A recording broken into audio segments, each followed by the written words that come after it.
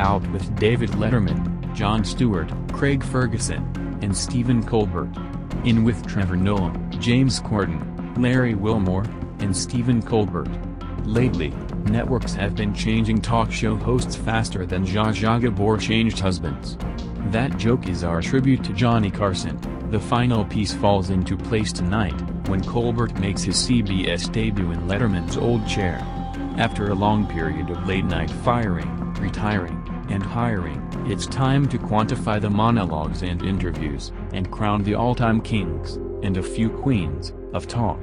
Our ranking includes some hosts who are entirely fictional, others who've expanded the job's original boundaries through podcasting and satellite radio, and those who turn daytime TV into must-see entertainment. It does not, however, include John McEnroe, Magic Johnson, or Tony Danza. Make no mistake, that was a conscious decision. First he elbowed aside David Letterman in order to inherit The Tonight Show from Johnny Carson, who clearly preferred Dave, in 1992. Then he ceded the throne to Conan O'Brien in 2009, only to return a few months later, when Conan's ratings were iffy. For these two cutthroat moves, Jay Leno is despised by many comics.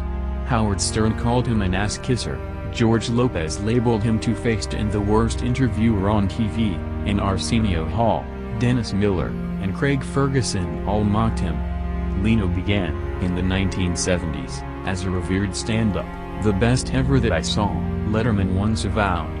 But in Johnny's chair, Leno became a consensus comedian whose O.J. Simpson and Lindsay Lohan jokes helped Americans nod off, like comedy chamomile. He was congenial without being charming, funny without being clever.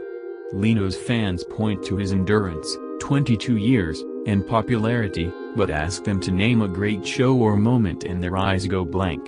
Jimmy Kimmel once said that Leno fans were the stupid group, and he summed up the argument against Jay: he totally sold out.